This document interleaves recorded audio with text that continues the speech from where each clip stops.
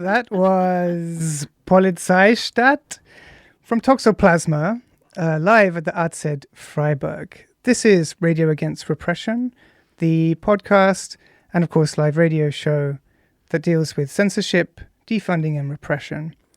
My name's Alex Head. I'm an artist who's been living and working in Berlin since 2011. And I'm Yara Nassar, an artist and writer working on mostly violence and the legitimization of violence, which means that I'm very excited for our conversation today. Yes, and we're going to be joined live in the studio with artist and composer Jasmine Guffond later on. And we also have a pre-recorded interview with Andric Spaeth, an artist and activist. Remember, you can always support us on Patreon for €1 a month or more. You can join our patron Merlin there, who's busy and patiently building a better world, but could for sure use some help. We've got a pretty jam-packed show today, so we've decided to push it, and we seem to have space in the schedule, which is great, until 6:30. So you've got us for the next 1 hour and 30 minutes. Yes, an extra long one today for your long, lazy summer days. Exactly, while you're on the lake swimming around, although this will be a relaxed and, somewhat enjoyable experience, we hope we can't necessarily say that it will be any good for your mental health. But you can do it while you're sitting at a lake. Yeah, we advise having some space to deal with these things. Okay, so I'm going to give our outline for the show, and then we will go into our interview with Andric. So, reflecting Medusa's surveying gaze. Coming to you live from a world marching towards boiling point. Caught on camera, caused and broadcast by interwoven technologies of power. Large language, or AI movement pattern analysis, has arrived in the form of surveillance cameras that have begun to be installed in Berlin. Only, of course, to be met by a 1,000-person protest. In parallel, chat control, an EU bill to introduce arbitrary mass surveillance of our devices, has recently passed the first round of becoming law.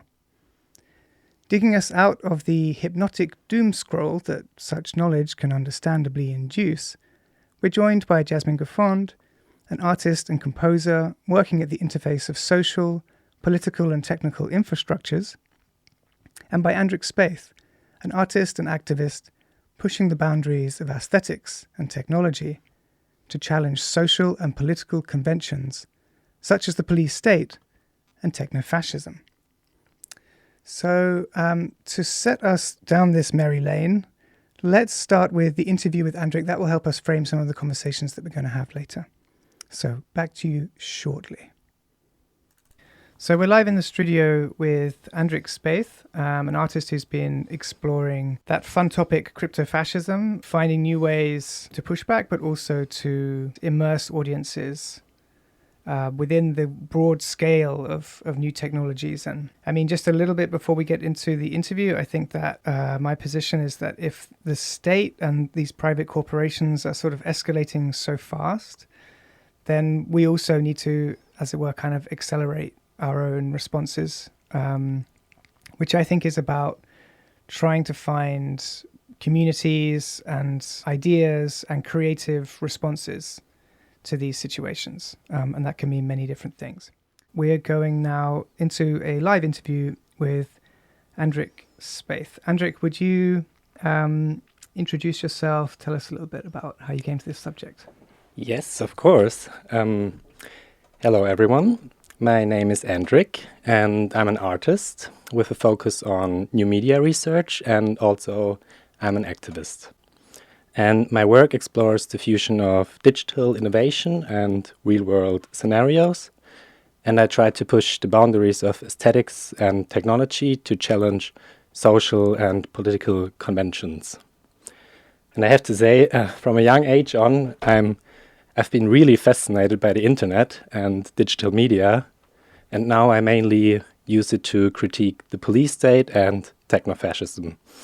And by working with interactive virtual environments, I try to connect the physical and digital by trying to offer new perspectives on our existence. Yeah. Thank you. It seems like even though everyone is sort of aware of these topics in their peripheral vision, there's not that many people who are kind of really advanced or prepared, or you know, it always feels like it's still a very specialist subject. So I was wondering how you got into like sharpening your tools of analysis with the police and having those sorts of insights into the way in which the police kind of think and you know, the other power structures above, and how the whole thing kind of fits together. Yeah, that's a very good question. And when I was younger, I used to be very naive. And I grew up with the saying, Die Polizei ist dein Freund und Helfer, which translates into the police is your friend and helper. But for who is the police your friend and helper? So, yeah, I always had a strong sense of justice. So when I finished school, I began studying something I didn't like. But then I thought, okay, why not go to the police? Because when not there, where else can you ensure justice? Mm-hmm. Lol. Yeah, so I applied for the gehobene Polizeidienst in Baden-Württemberg, that's south of Germany. Right. And then I got accepted in 2016. Okay. But yeah, well, as you all can imagine, that backfired really quickly. And I had to be confronted with the harsh reality that the police is only your friend and helper for the ones they were designed for, which is obviously just for the white and privileged people. Right, of course. Yeah. Wow. Okay, so that's... I mean, I also had interactions with the police when I was in my younger years, but I was more on the receiving end than the participating. But that must have been quite a kind of like a huge kind of like metaphysical shift, right? Like in Germany, the police is so heavily promoted. It's called like propaganda, right? Mm-hmm, it is. And it's like it must be internalized in the same way that in Britain, like, you know, other like false ideas of nationalism are internalized as a young person.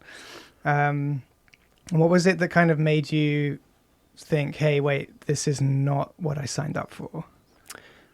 I mean, it already like happened at the early stage of like the police education, and like they really started to indoctrinate like the young becoming police officers. But then I thought, okay, something is really off, but maybe it was just like the old police officers that think like this. But yeah, then after like the basic education ended after 9 months, all the police officers that are in the education program get sent out already to the patrol police. And that's, yeah, where I learned the reality of the police work is even more like racially biased and marked by oppression against like certain minorities, mostly non-white migrants, than I could imagine. And something like bad things happened during I was on duty, and then I tried to do a thing called Dienstaufsichtsbeschwerde, which translates into something like a disciplinary complaint, where you can file a complaint if something wrong happens on duty. And I tried to use this approach to a culture of error, but they tried to use it against me. So yeah, I had to learn that if you try to speak up, if something wrong is happening, you will become the target yourself. Yeah, and that was the moment where I learned how the hierarchical system of the police is built and how it like truly works. And yeah, but what to expect? The history of the police was always to serve the ruling class, and the origins and functions of the police are intimately tied to the management of inequalities of race and class. Yeah. Yeah.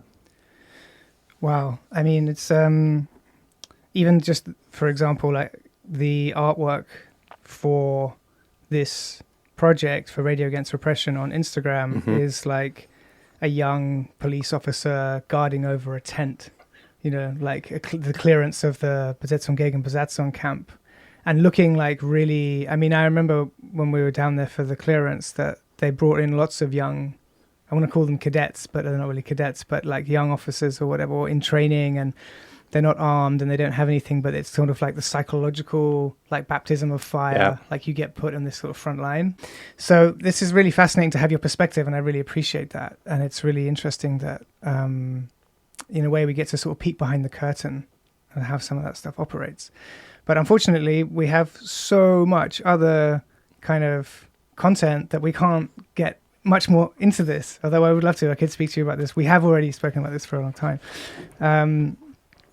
So, Andric, I wanted to ask you as well, so as that we can have some sort of anchors to base this show around, and also kind of going forwards, like what are, like for listeners who have not necessarily been following this subject, particularly in Germany, let's say over the past decade even, maybe we could give them an overview. Like, what are some of the most significant developments from a legal and technical point of view when it comes to policing, and particularly like citizen policing?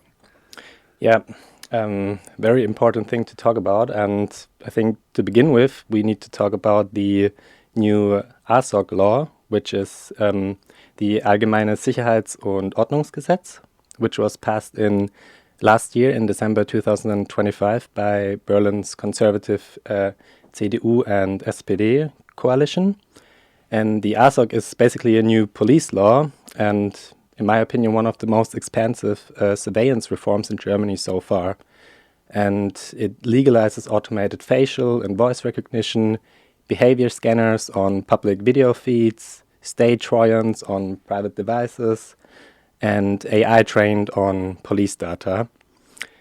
And often artificial intelligence is sold as a revolution in public safety, like real-time facial recognition and predictive policing software such as Palantir pretend to prevent crime before it happens. But in practice, these technologies, they turn public space into an omnipresent surveillance network. So police can now run biometric scans not only on suspects, but also on their contacts and companions as well. And anyone in the social orbit of suspects can become a target themselves. And I think we all know more surveillance has never given us more security, and also never will. Yeah. Yeah. Yeah, it is chilling, and somehow we're kind of like going to lean into this, but that means that in principle, okay, so let me just ask the basic question. What has prevented this from happening previously? I would say other politics. I mean, politics in Germany, they've gotten more and more in the direction of the far right. I would say softer politics in a way. But now with all that is happening and all of the everyone is going more into the direction of like technofascism. Yeah, and that's what we see is happening now. Yeah. And I think that's just like a start. Yeah. Yeah. Yeah, I mean, of course, one has to remember that for like you were saying, like for certain demographics, this is not such a large escalation as it is for like the white middle class, basically. Definitely. Yeah. And you know, other sort of stratas. But I think and what I remember is when I moved to Germany and someone sort of explained to me how the bureaucracy works between, for example, like your registration where you live and your healthcare and your signing on for state support and all these institutions that you're kind of suddenly like part of. And they explain that like, well, the only thing that you have is that they're not connected, you know, so they can't like profile like some enormous, it's not like the Stasi was, for example. It's obvious comparison. And I wonder if like we're still in this kind of maybe slightly kind of naive space, for example, where I'm on social media, I have X amount of contacts. One of them gets picked up by the police or becomes a target. You know, like that's how I think the public imagine it.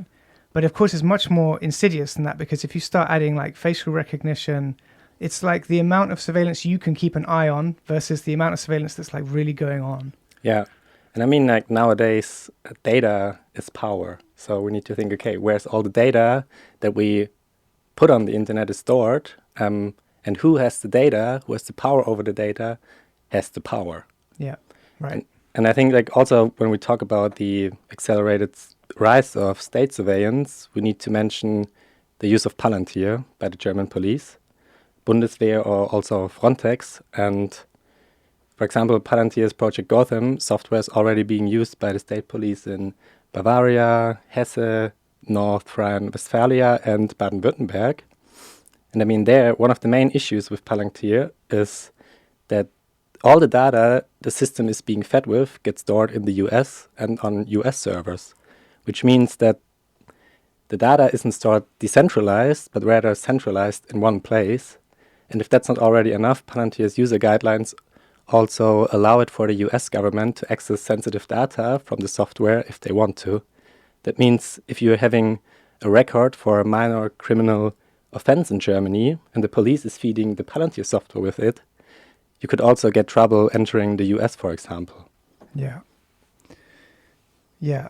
And then that also obliges us to think about how the data and the sort of, let's say, like the traces and the activities that we leave behind us are used retroactively.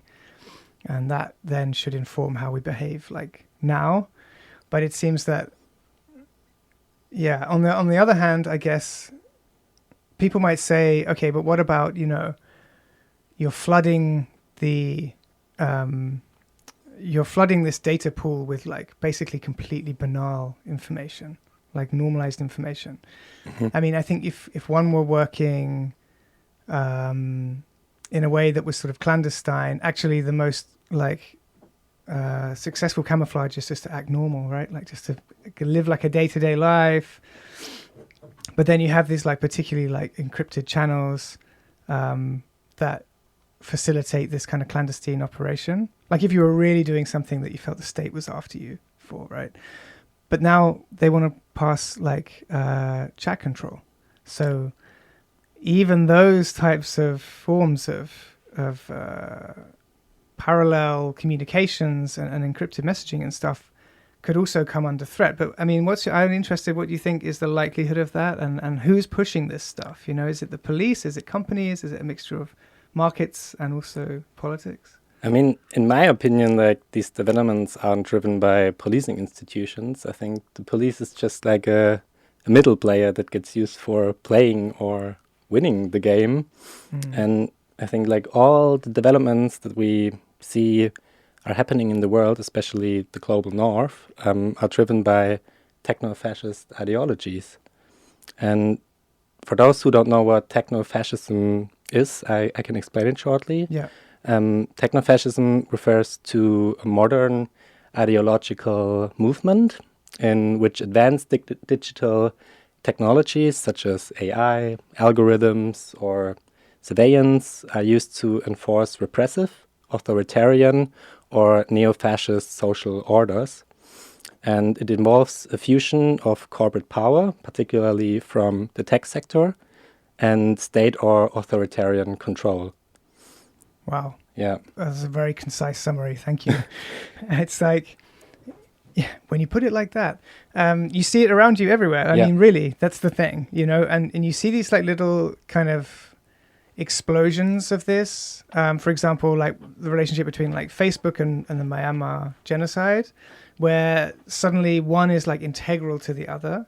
But this is like very soft compared to what's going on, you know, in terms of like the direct ambitions of people like Thiel and others who have put themselves in these positions with these specific ideologies, which are also informed by this kind of end of times narrative, right? And one could talk about, for example,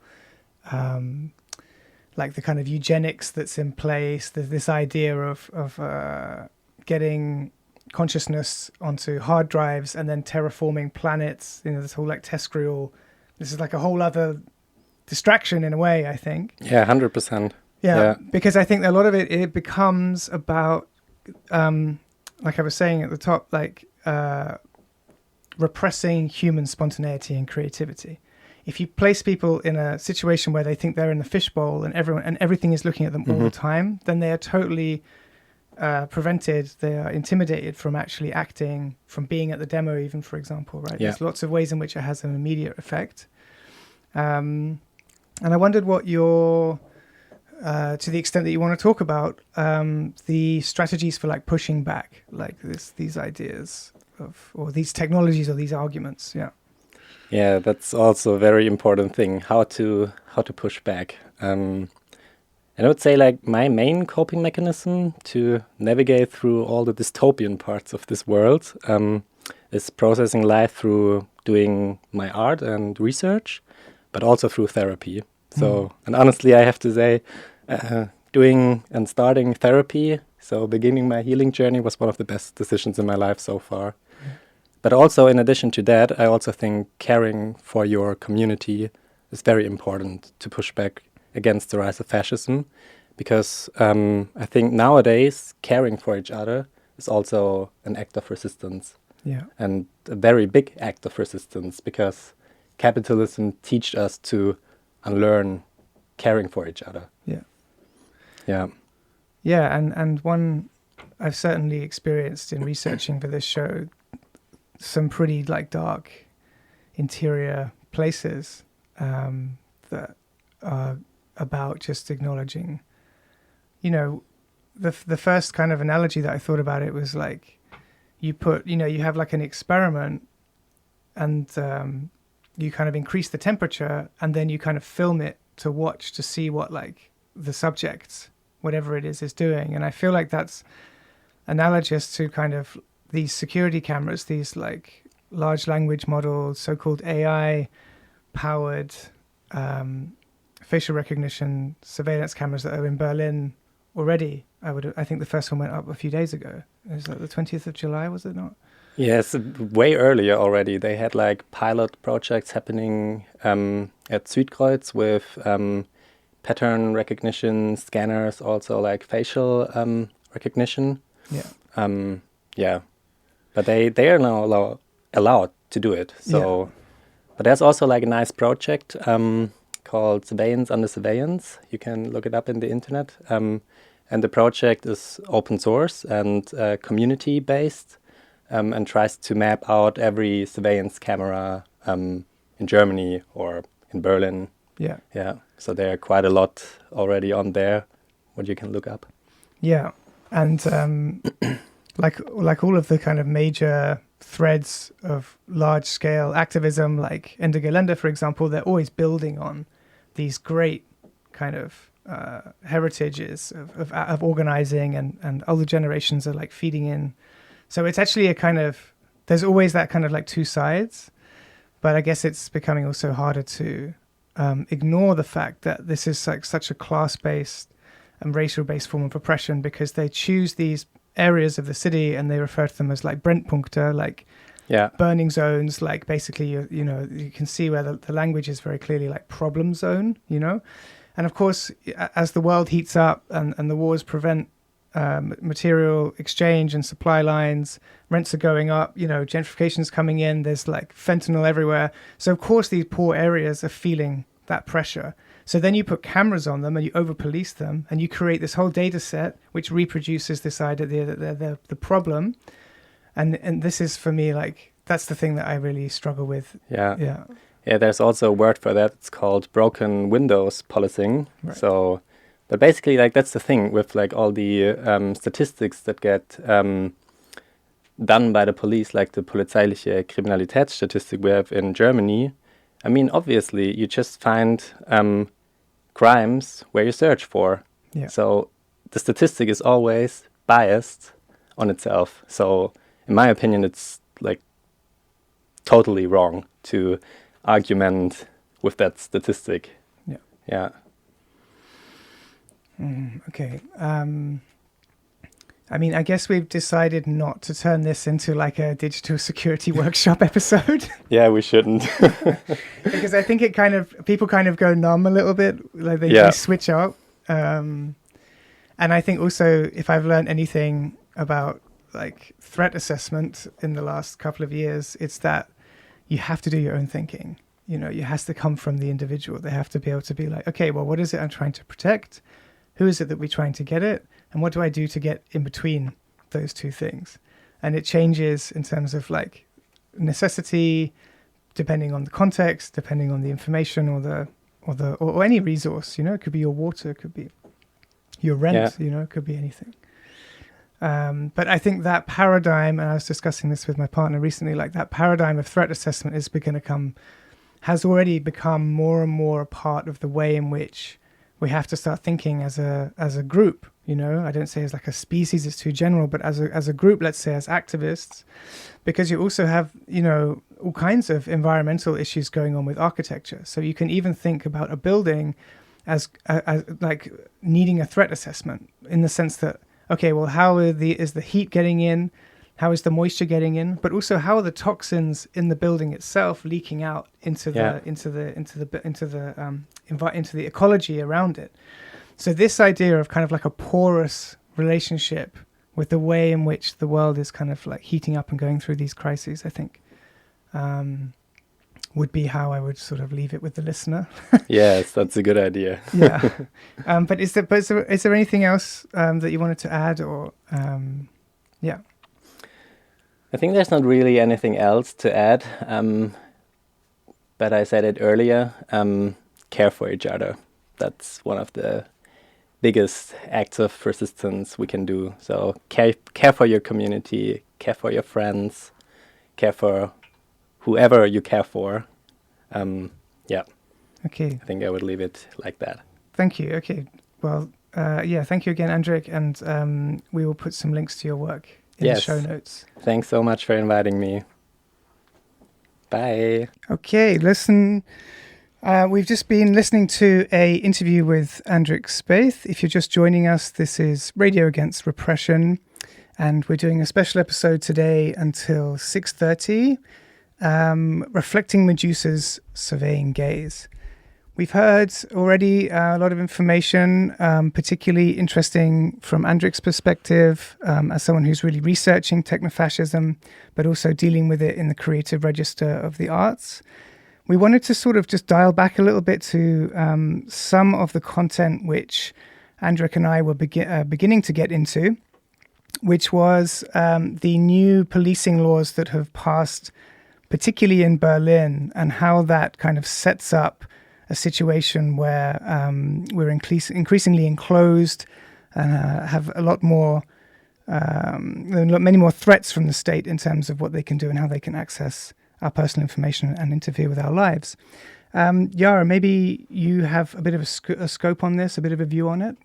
Yeah, so the new police law in Berlin, the so-called ASOC, Allgemeines Sicherheits- und Ordnungsgesetz, was passed last year in the fall, and it's a pretty strong shift and massive widening of police permissions and rights and abilities, and what's really important in it, like there's multiple different factors in it, and what's really important, what we're going to focus on today, is really the way how they are now permitted to surveil people much more. So, for instance, within this new law, they are now permitted to put Staatstrojaner, so state spying software. Right. They're allowed to use that against suspects, and they are allowed to, in certain cases, put surveillance in people's apartments without them knowing. Yeah. And what I mainly want to talk about maybe today is this idea that we're shifting from punitive policing to preventative policing. So policing in its basis is punitive, right? Something happens and the police comes in and like tries to find the person who did it, and then ideally within, you know, the theoretical framework of what the state of law is supposed to be, they apprehend that person, then they hand them over to the justice system, and then the justice system doles out justice. Yeah. So that's punitive. It's not about preventing crime. It's about like finding out what has happened after it has happened, and punishing the person who has done it after it has been done. And now we're moving more towards preventative policing. And some or many of our listeners will probably know the film Minority Report. And I'd recommend you read the short story that it's based on, because that's much better than the film. You can find it online. And basically within Minority Report, the premise is that the state has figured out a way to predict crime, exactly when it's going to happen. Within the film, they shortened that down to like just murder because, you know, apparently that's the worst type of crime. I have some thoughts on that, but, you know. And so they can predict exactly when and how it's going to happen, and then the protagonist of the movie, played by Tom Cruise, runs out to like stop it. In the remake, the protagonist is Tom Cruise. In the original, it's yes, I'm talking about the remake, which is much better film. Yeah. The more known version is the like Tom Cruise version. Yeah. And then within the film, they obviously, I mean, spoiler for a film that came out like many years ago, they obviously figure out that like it's not exactly. It doesn't work as exactly as it's been advertised, and there's still a lot of guesswork, and within that guesswork, obviously still a lot of discrimination and apprehension of innocent people within it. So you see where I'm going here. What will happen with this shift that also permits a lot more AI surveillance, like usage of AI technologies for surveillance, a lot more just like basic surveillance, is that we are moving to a assumption that you can prevent crimes from happening beforehand through mass surveillance, and that it is okay to give up people's right to privacy in order to prevent policing. And this is an argument in order to prevent crimes. And this is an argument we hear a lot of times, that we should like hand over our freedoms and our rights for a claim of security. And whether that security then actually materializes, a lot of times it does not. But this is the shift that we are seeing right now, and this is securitization. So we're moving away from an idea of like people have rights, and these rights are in the focus and the center of societal organization, is like what rights do people have, and we're moving towards an idea of like how do we produce security, and security is being put over rights. And within the slippage, we are also seeing a slippage of who gets restrictions. So what we're moving towards is that the German state is trying to give itself more and more rights to surveil all of their citizens, and not just the citizens of the German state, but everyone who lives in Germany or who is in Germany.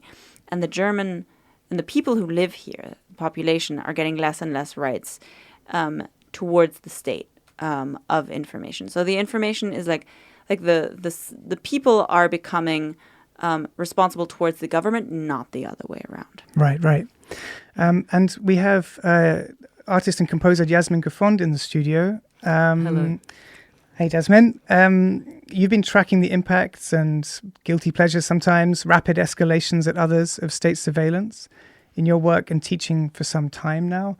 Maybe this would be a time, would you tell us what you find kind of most significant about particularly these legal escalations that we're looking at? Well, I think what's really important about this new law, which, as I understand, is an amendment to the Berlin's Police Act, is that allows for the collection of personal data and, as Yara just said, therefore surveillance, which at the end of the day is like data collection in its digital and AI forms. So I would say with these cameras in particular, these AI cameras, I don't know if we've mentioned them already on the show or if we should. Well, I mean, there's a sort of clear sort of segue between those two things. So I guess Andric and I did speak briefly about them. A quick clarification, they're actually not facial recognition cameras that are being installed, but they're rather motion detection and prediction cameras.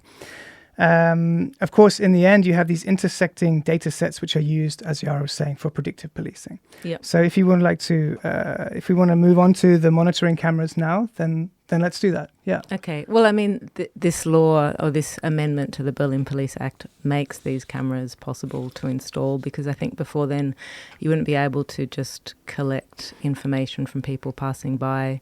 And the law is so structured that, I mean, if you hear the way, for example, Iris Spranger from the SPD, who's the Interior Minister for Berlin, Senat, talks about this technology that she's pushing through, is that it doesn't use facial recognition technology, that you can't actually recognize the person's face, but what it actually does is it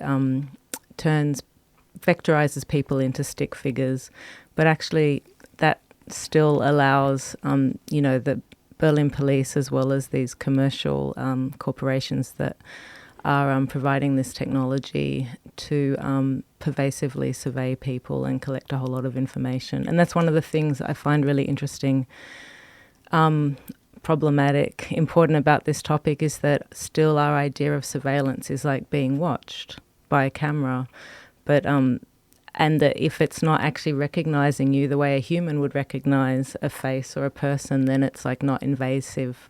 It's not like invading your privacy, or it's not problematic from a sort of privacy perspective. But of course, these technologies are still highly problematic and perhaps even more invasive and more powerful than just being able to recognize a face. I could go on and on. Because it's the mapping of kind of almost like the whole of society.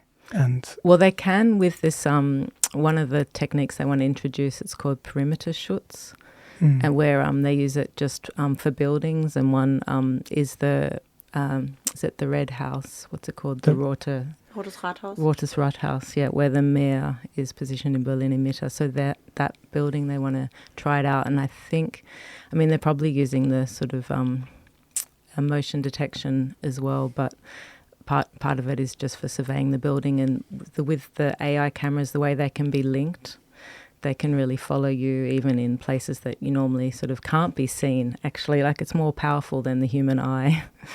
And so I think it's important that we don't always reference sort of this idea of looking for surveillance, but understand it more from its, if we can, from its technical implications, which a lot of politicians and regulators don't understand themselves. Yeah, and the companies are themselves briefed to exploit those gaps in politicians' understanding. For sure, yeah. So this motion detection, one example that I read is that these motion detection cameras, they are then, when they sort of detect something that they consider unusual behavior, they then call the police. And there was one example, obviously a lot of these cameras are being put also in the more migrant areas, so they're all over Sonnenallee. And there was this incident of two people hugging, and then the camera calling the police because it detected this hug as a fight. Exactly. So there's false alarms is like one of the main problems. And that's a thing that people also don't really think about when we hear like, oh, a technology is like whatever 99.5% accurate. Yeah, but if you surveil like tens of thousands or hundreds of thousands of people every day, that ends up in being dozens and dozens of false alarms. Exactly. Every day. Yeah. And which is another important point to deal with, like these cameras aren't actually looking, in the sense if they were looking they would know it was a hug and not a fight. But they've been trained on like videos of reenactments of fights to sort of recognize what a fight would look like, and it's probably quite easy for them to misinterpret, like for a machine learning algorithm to misinterpret an actual fight from a hug. And so what you get is this kind of movement discrimination in a way that could be sort of culturally specific, and also in regards to protest groups of people, like it could possibly be problematic when groups of people gather if that's sort of been trained to recognise that as an issue or an anomaly, as you said. Yeah, it seems ironic because, as you say, I mean, we're used to, or at least I grew up with the idea that a CCTV camera is being monitored by a human being. It's going to a screen and there's a human being watching it. And although that felt very invasive, we sort of moved into this idea that, like, well, if you take the human out of the chain of command, so to speak, then you avoid these kinds of like human error is what, you know, it's always sort of posited as being the most problematic part of the system. Rather than multiplying them. Yeah, but rather actually now you have these programs which are making errors left, right and center. And, you know, I mean, it's important, I think, and we've really tried to focus this show on the situation in Germany and in Berlin specifically, but where this technology has been more thoroughly rolled out in the United States, you know, there are just countless examples of really horrific situations with, you know, families being pulled over and false alarms, to put it mildly. And often people of colour being like extra surveyed. And, which is also a problem with the training data, because a lot of the training data that many of these models get, like, it is racist. It's inherently biased. It's inherently biased, much like policing, as Andric also said. Like, we know for a fact that police education materials and police training and practice is extremely biased. It is very racist. It is biased towards against people of color. It is biased against, like, everyone who doesn't fit sort of the white cis heterosexual and able-bodied norm, right? able-bodied norm. Yes, like, what does this mean for disabled people who and also homeless have weird people, movement? because it's been trained to detect lying down on the ground. Really. So then what we're moving towards is towards a society where sort of the norm becomes much more stratified, and whatever falls outside of that, like, we're shrinking space for falling outside of what the state decides can constitutes, be a norm. like a citizen. Constitutes normal. Yeah. And then actually the other thing, going back to the amendment to the police act in Berlin and allowing for this collection of data, is that then the data will be used to retrain these algorithms. So then the data is being used for corporations to retrain their systems. Yeah, and if you train the cameras and the attention of the policing, you know, entity onto a certain group, of course you generate, wherever you look for crime, you find crime, as Andric put it. Yeah, you know? Yeah, that was a good point. Yeah, and so it's this sort of circular process. What do we know about some of the sort of companies and external, or let's say external, I mean, I use the phrase corporate state quite loosely, but certainly where I come from in the United Kingdom, that's the fact. I mean, you have AI writing laws in the UK at the moment. But what do we know about... I actually didn't know that. Yeah, in Germany, we just have AI writing politicians' speeches. That luckily is still quite a scandal. Yeah, because of course it's, you know, again, like, the politicians don't really know what this thing is, you know, and of course they don't necessarily put one and one together and realize that the language, the argumentation, the cultural biases of the people that produce the large language models on which the AI are drawing their argumentation can be changed, and it affects what comes out the other end, right? So there is a kind of a soft power element to this, which is very kind of pervasive, and it definitely ties in with, like, Philip K. Dick's Minority Report kind of prediction of the future. And I guess that's, for me, that's most explicit with, there's this Israeli company, Trigo, that is working with these German supermarket chains like Aldi to produce the capacity for kind of frictionless shopping. So it's pattern recognition, like behavioral recognition monitoring, that basically ensures that you're not putting stuff in your pockets without paying for it. So it's all kind of monitored and tracked as you go through and as you leave the supermarket. And this is, of course, like, this is a separate thing. As far as we know, this is not the people that are making the cameras for Berlin, for example, or the software. But No, as someone it's not an Israeli company that I can confirm. Oh, really? Trigo? It's not for the AI cameras, I mean. No, it's not. No, it's not at the moment. But as someone pointed out to me, it doesn't take long to buy and patch a software. As far as true. I mean, as far as I understand, that's another aspect of this amendment to the Berlin Police Act, is that for the first time, commercial companies can provide this tech. So the ones that have been installed in Mannheim and Hamburg are using tech developed by the Fraunhofer Institute. Mm-hmm. I just have to check exactly what department it is in my notes. Maybe we can come back to it.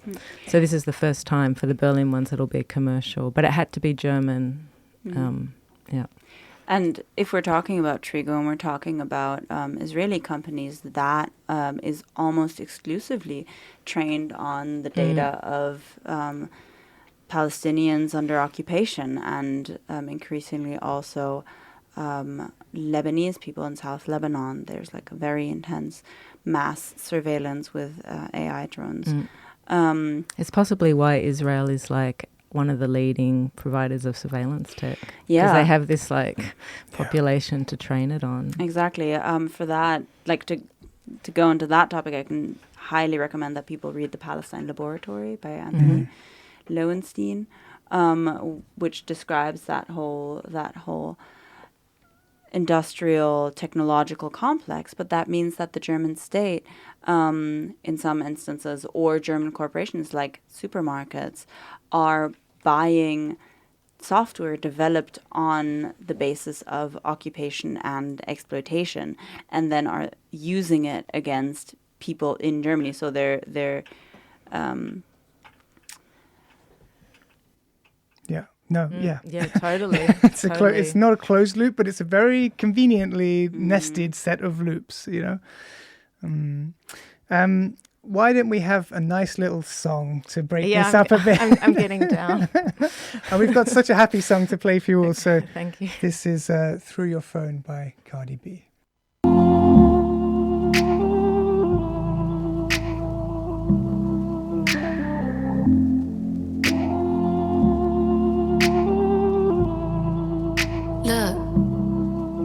Just wanna break up all your shit. Call your mama phone, let her know that she raised a bitch. Then dial tone click. And fucking little fake ass friends coming around acting like they my bros.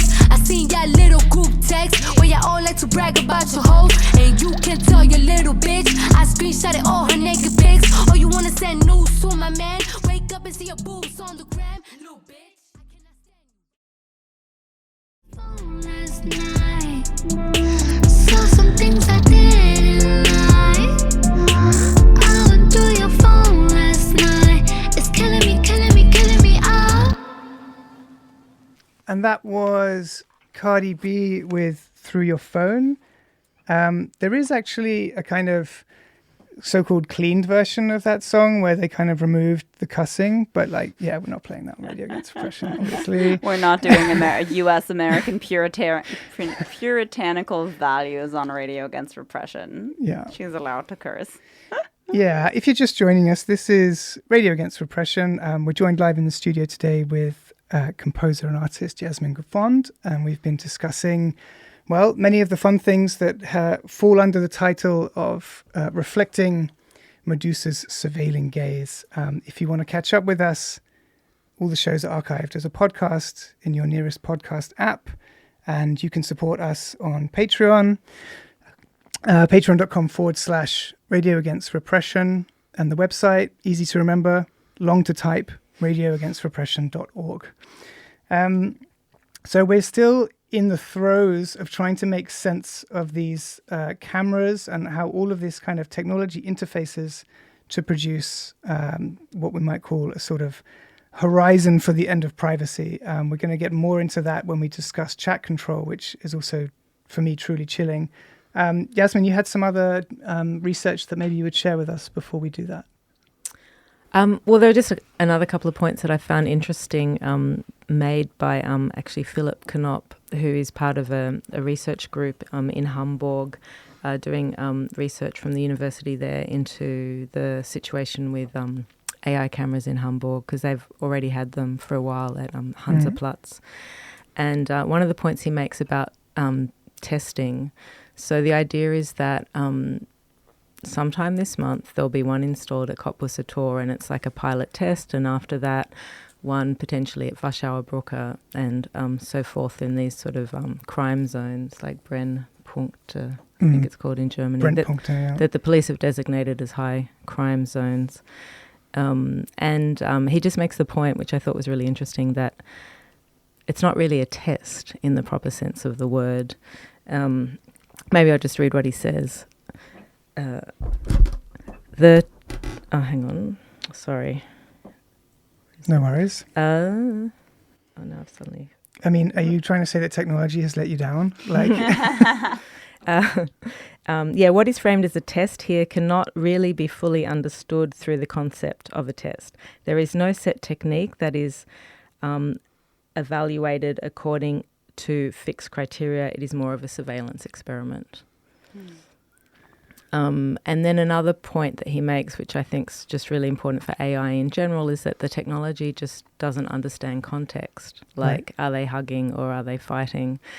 You know, like with spam filters, like they know which word to filter out, but they don't know what the word means. And I think it's really highly problematic to put technology that doesn't understand context in a position to make really, really important decisions about people's lives. And it assumes, going back to this idea of securitization, a lot of this technology kind of assumes that there's constantly something wrong, and it's constantly on the lookout for what's wrong, and it defines more like what the norm is, and everything that is not defined as okay falls into wrong, illegal, we'll call the cops, just to be safe, as opposed to a more freedom or rights-based approach, anti-authoritarian approach that would maybe say like, hey, we have the laws and they define what is wrong, and everything outside of that is like, we're just going to assume that stuff is right until it is proven to be illegal. And these cameras a lot of the time, or this mindset of securitization assumes that stuff is wrong unless wrong meaning illegal, deserving of punishment, deserving of scrutiny, deserving of state repression, unless proven otherwise. Guilty until proven innocent, Exactly. right? Yeah. And so often we see this with violent policing on demonstrations as well, that actually, turns out, no, there was no crime, but by this point your life has been turned upside down, and you know, God knows what else in terms of trauma you've gone through.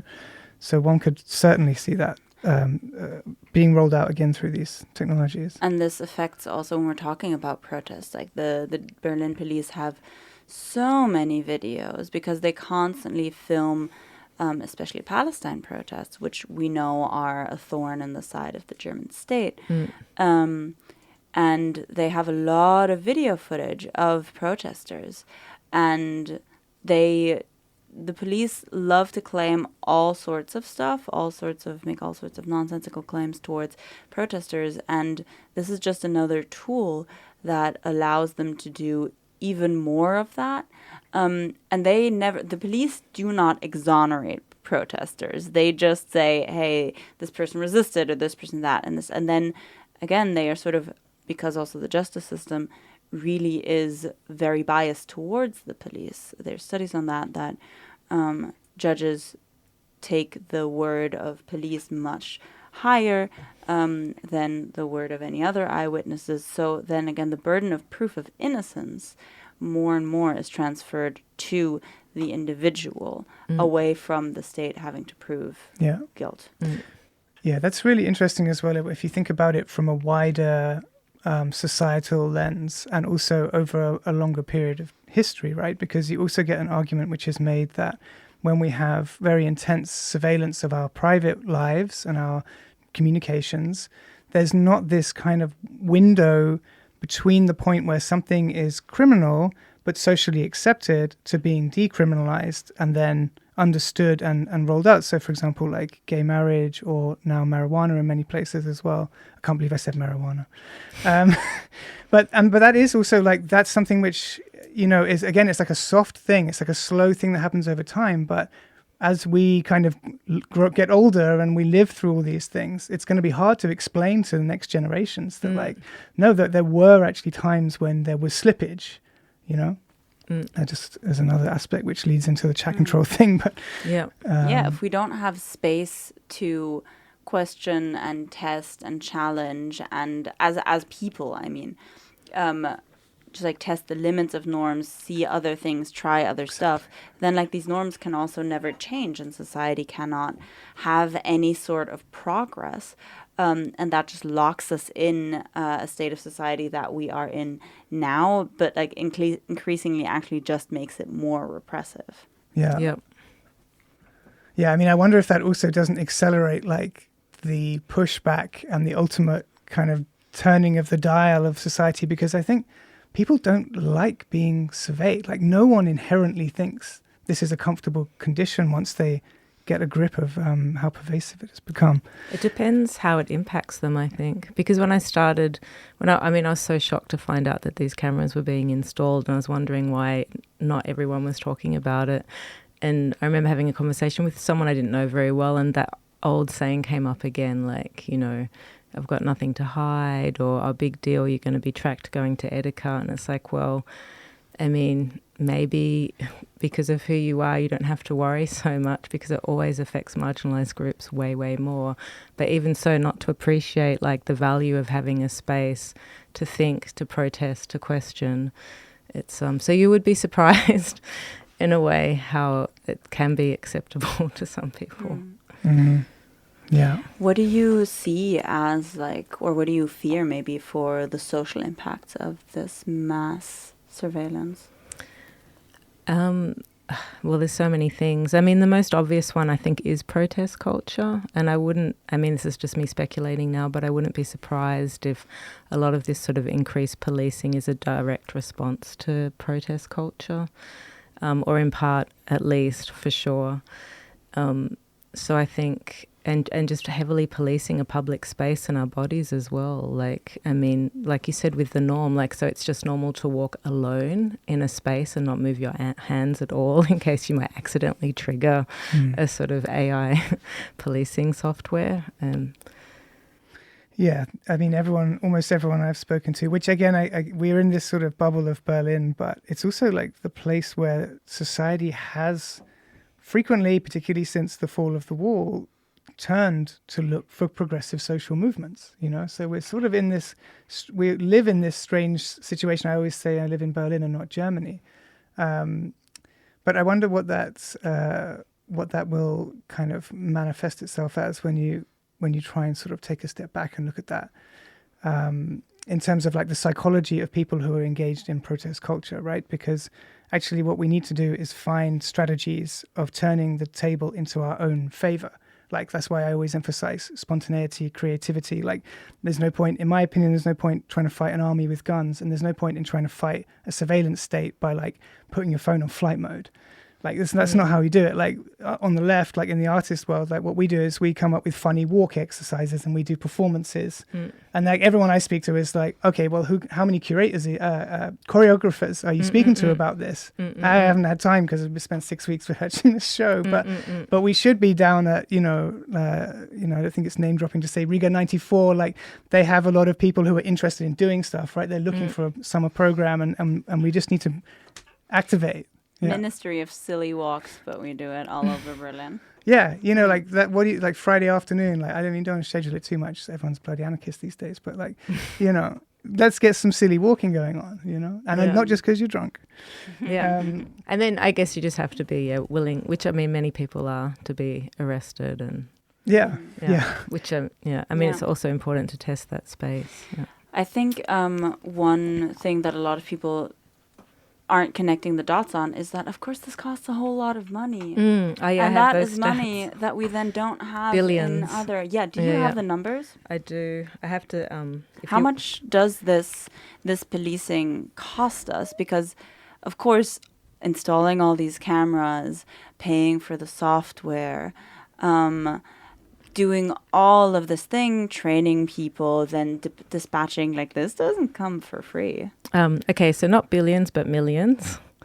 So for AI technology in so-called high crime areas, investment costs of approximately 2.47 million euros and operating costs of 2.13 million euros are estimated for the period from 2026 to 2030. So that's definitely a long-term plan as well. Yeah. For property security, investment costs of approximately 1.76 million euros and operating costs of 355,000 euros are expected for 2026 to 2027. I also forgot to mention that Iris Sprenger, I think that's SPD. Yeah, the SPD Minister of the Unity. Yeah, exactly. She's also mentioned how the Jewish Museum in Berlin are very interested in having one of these cameras. Yeah. Yeah. And all of that money that then goes into this policing cannot go, like, that's missing for social budgets, for culture, for environmental things, you know. We can get into the environmental impact of AI. Yeah, of course. And how that is, like, really, and we're in Berlin in a place that has a water shortage, and we're surrounded by Brandenburg, which is a big producer of agricultural goods and also has been having a massive drought for years. And the Tesla factory uses more water than it should be. Yeah, the Tesla factory in Grünheide is using, was pushed through against environmental regulations, while the inhabitants of Grünheide are being told to monitor their water usage. Yeah. And to finish this budget aspect, all of this money that is being put into policing cannot go into the society. And that is going to affect all of us in the long term, because it's just all of the fabric of social life that so many of us rely on, also that makes society a place where it's nice to live. Which might actually be more effective in reducing crime. Yeah, exactly. It's funny that, isn't what it? is actually preventative is having youth programs, because what's the biggest predictor, or maybe not the biggest predictor, but a lot of people do crime out of poverty. A lot of crime is poverty crime. Stealing from the supermarket was an example you gave earlier. If people have enough money, they don't have to do that. Yeah. At least not on scale.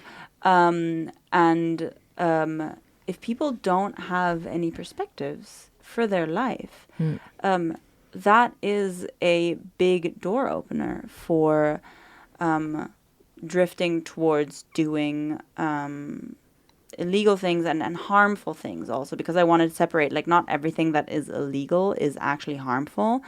It's illegal to insult Mats, but that's not harmful to society. I'm going to make the argument. We do it all the time. Could be beneficial. But of course there are actual also harmful crimes. Yeah. And that those things can also be prevented by a better social security net, a better youth service. How do we get people into actually being and feeling like valuable members of society, not through AI cameras? Yeah, No. I mean, to quote the Berlin Left article on the new police laws, the shift in police budget is from 1.2 billion to 2 billion this year, and that's for Berlin, did you say?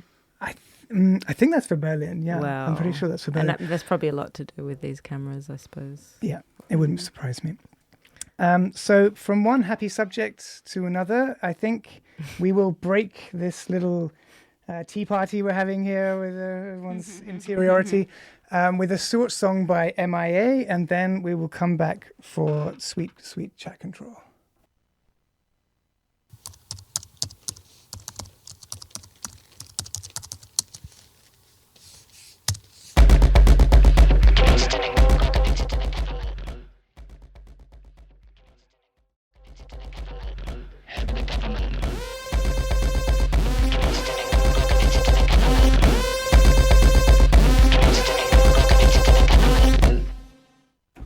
And that was the message from MIA.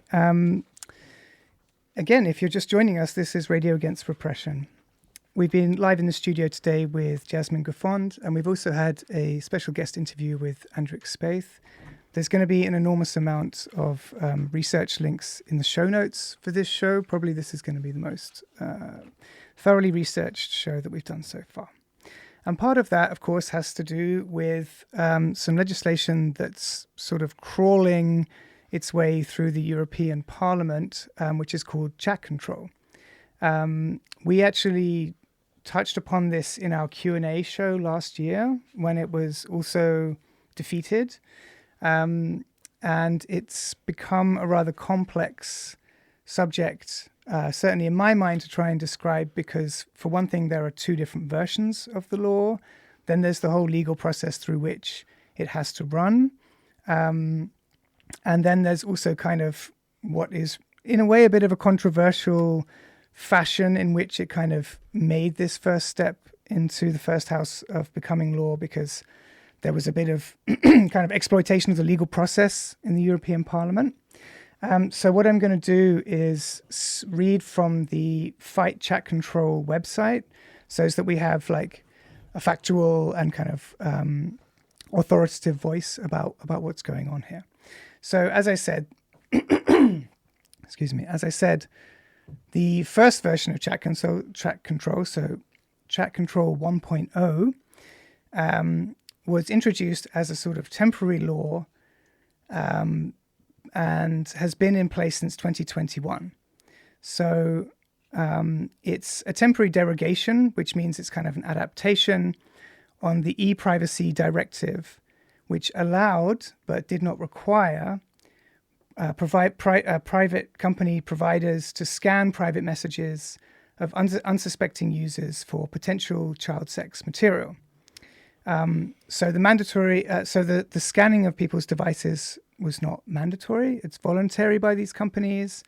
And in practice, it's mainly used by unencrypted services such as Gmail, Facebook, Instagram Messenger, Skype, Snapchat, iCloud Mail, and Xbox. It didn't include and does not still include encrypted messages within the legislation. They haven't been scanned, but providers could deploy what's known as client-side scanning. So we talked about this a little bit last year when Microsoft sort of surprise launched the Copilot software for its products, which meant that basically Microsoft could take a picture of your screen like every 3 seconds, just like a screen grab of everything that's going on, and then send it back to their data archives. And then, for example, like famously, Signal had to respond within sort of 24 hours, and they produced a kind of a patch, if you like, both in some technical terms, but also visibly what it did is throw up a black screen when this client-side scanning took a screenshot, which meant then that no one using text readers, people who are visually impaired, could no longer use Signal. So again, you see the disabled people are sort of on the short end and the receiving end of these technologies. So the status of chat control now is that it's kind of back in force. It expired on the 4th of April 2026, and it was reinstated on the 9th of July 2026. And that's chat control 1.0. Exactly. Yeah. Thank you.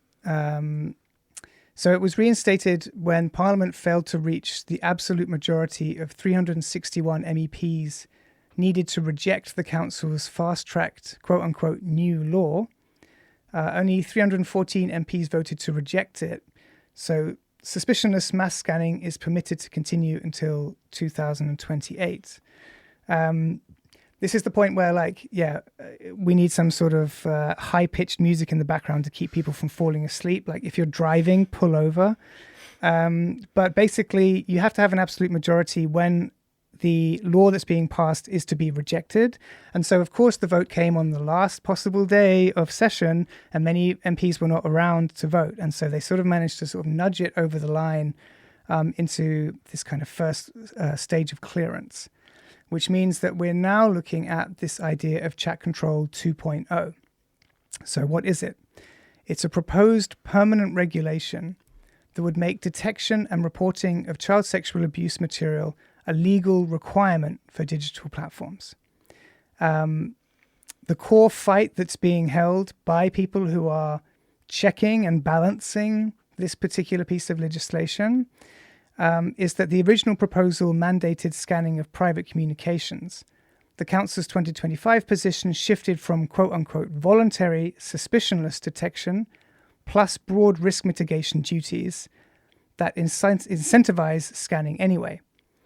The Parliament's position is that scanning of private communications must be limited to individual users or a specific group of users suspected of links to child sexual abuse, and that a court order is required. Implementation of the order would then be mandatory. So this could then potentially include encrypted messages. And this is a contentious subject between Parliament and the Council. If I understand that correctly, though, that refers only to people who, like, already there has been a court order because they are known child sex offenders. I think that's what they want to ensure. Yeah, Okay. that's what the Okay, because this is not the, like, every message gets tracked. I think at the moment the concern is that you have these different arguments that revolve around protecting children, but that actually once you get a certain form of enforcement for companies to basically hand over everything, you can adjust that, you can amend that legislation to include end-to-end encryption, and it wouldn't necessarily go to a vote in order to end up becoming law. So there's a lot of complicated territory. But so if I understand what you said correctly, that means that, but would you have to be suspected of child sexual abuse or? I think that's the really contentious point here, because what originally this Chat Control 2.0 proposal wanted was suspicionless scanning of all messages, also encrypted ones. And what that in praxis would have done is completely destroy digital anonymity on the internet. So we have this nice German thing called the Briefgeheimnis. So the privacy of your letters. The state is not just allowed to open your letters and read them. And the digital Briefgeheimnis basically exists. Like, the state is not just allowed to look at all of the messages you have written. And that would destroy this. And for this, it's important to also note, there's not a little bit of decryption. Like, either messages are encrypted or they are not encrypted. There's not a little bit of breaking encryption. And this point of is it suspicionless? Scanning was, as far as I understand, the point of most contention, because there are certain factions in the parliament that want this sort of breaking of decryption for people who have been already convicted, which would potentially still bring some privacy risks, but would encompass a much, much smaller amount of people. But can't law enforcement already get warrants to get people's messaging? Not if they've encrypted. Not encrypted? Not encrypted. Okay. And, right. I mean, for this, if we scan out, if we zoom out and think of this, there's a reason why this is being argued under this idea of child sexual abuse, because that's just a thought terminating cliche that is really good to push through these very extreme things, because it really emotionalizes for a very good reason. And I mean, everyone agrees that's bad. Exactly. Yeah, who would argue with you? Yeah. But that is neither what this does, nor what it is aimed at. It is not, it can't do that. So this sort of suspicionless screening couldn't, I guess you said also, it misses the context. It couldn't differentiate between a picture of a toddler that is at the beach and naked, which is completely normal. In Germany. Sorry to our US listeners. It is completely normal to have your toddler run around naked. They are a toddler. When you send that to the family chat, that could potentially get flagged as child sexual abuse. So it is going to be monitored by AI as well. I guess That's the likelihood. it would be impossible for a human. Yeah. But what it actually does is like it breaks any sort of anonymity on the internet. We're seeing in different countries different pushes for breaking anonymity on the internet through, for instance, mandated identity verification in the UK, and Australia for the under Social media 16 ban. social media Yeah. ban. Yeah. and it makes me. I mean, it's not equipped to do what it claims to do because it wouldn't actually close in on any child sexual abuse. It completely erodes the rights of millions and millions of people. It destroys the biggest place of organizing that we currently have and the anonymity on that. So to be able to fight for progressive causes and fight like repression, we need to have spaces where we can do that. And the internet is right now the biggest space of resistance and organization against, the colonial, capitalist, like genocidal world that we live Yeah, in. and the slip into technofascism. Exactly. And this space is dangerous for the ruling class, and that's why they want to destroy it. And one way to destroy it is to take the anonymity of it away. And it makes me extra mad that they're arguing this through child sexual abuse, because like we not all of them, but there are a large part of the Epstein files out, and like we know people who have committed horrific child sexual abuse And trafficking. trafficking, who are just allowed to stay in power. Yeah, I mean, there's no end of arguments against it, even from a commercial point of view. If you had all of the communications of a company, I mean, forget corporate espionage. That's not even a thing. Who's going to come and trade in Europe if all your communications can just be monitored and basically bought and sold on the internet? And this is like the state, or in this case, the EU, wanting more and more from its citizens, while especially in Germany, at the same time, our rights to demand responsibility and accountability from the state itself is being eroded. So there's an attack currently happening on the Freedom of Information Law, the Informationsfreiheitsgesetz, that would ban. It would greatly make smaller the circle of people who are allowed to make like a freedom of information, or the German equivalent. Oh, really? Yeah.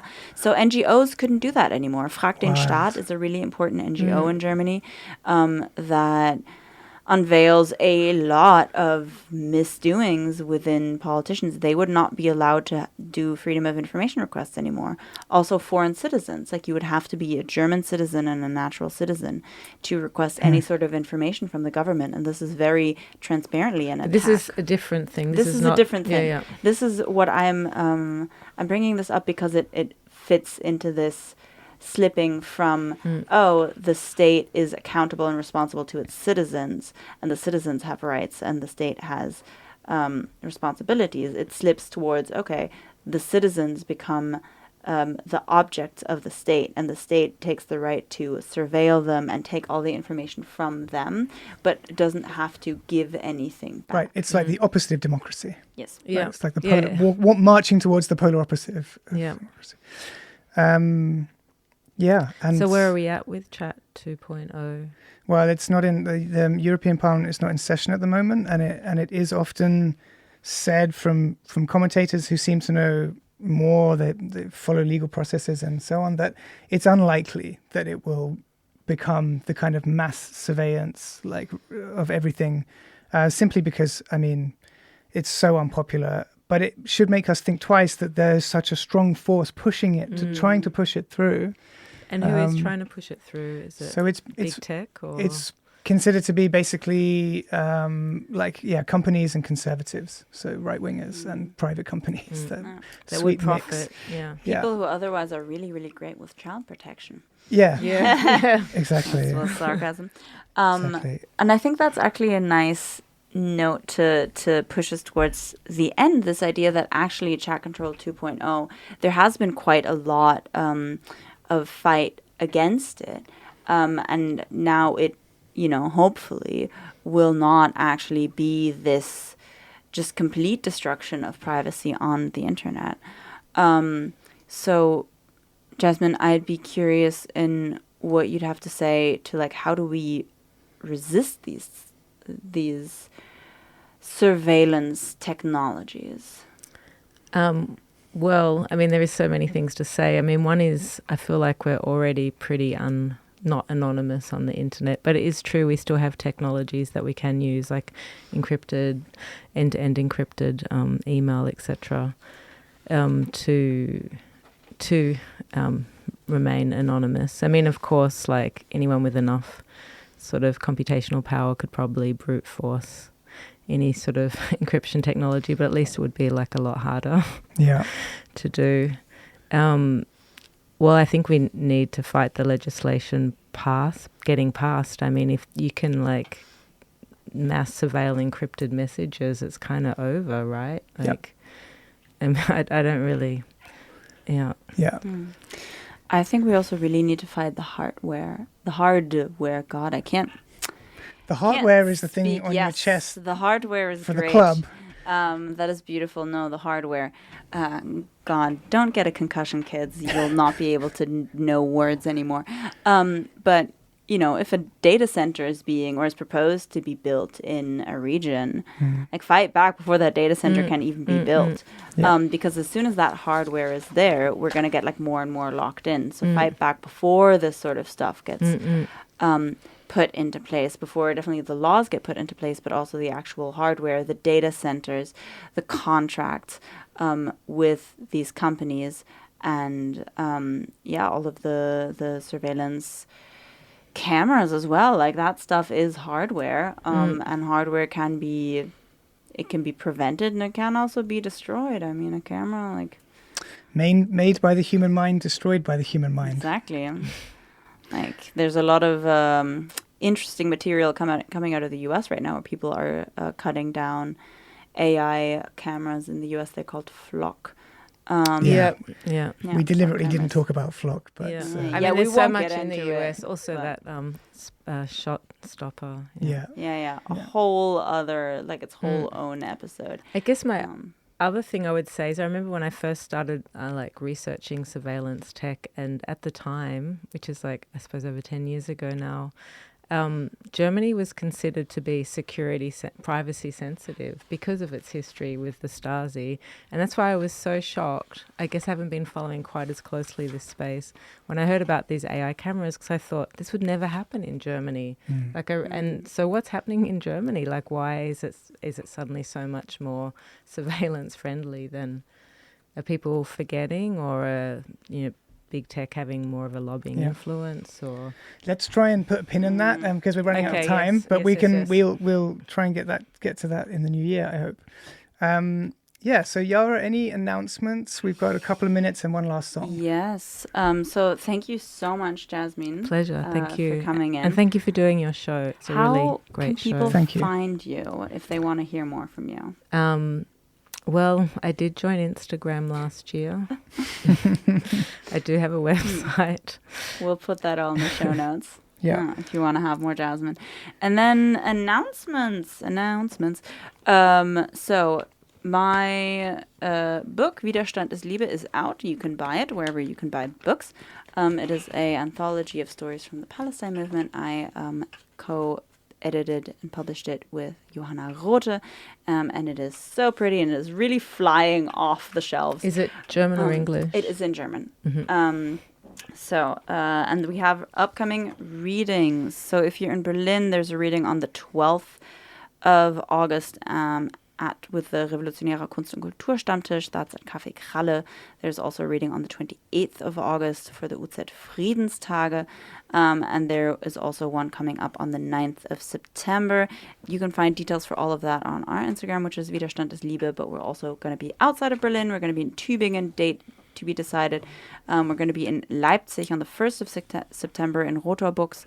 And we're going to be in Bremen on the 3rd and Hamburg on the 4th of September.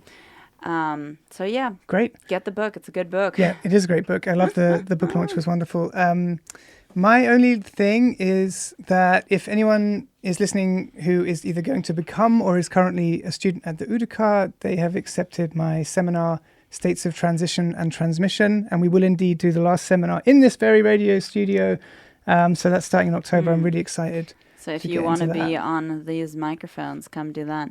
And I am hosting a panel and a workshop at Dijkfest, which is on 22nd and 23rd of August at ZKU in Moabit. We're talking about mutual aid and homonationalism. So come by for that as well. And Brilliant. have a wonderful summer. Yeah, thank you both. Thank you for listening. We've got a final song, which, broadly speaking, this podcast deals with some pretty difficult topics. So we wanted to send this last track out to all of the beautiful listeners that we have, whose beauty is on the inside and which will never be surveyed either by techno-fascists or anyone else, and whose beauty is revealed only through their radical consent. So this is The Light 3000 by Schneider TM and Captain Michigan. And this one is for all of us.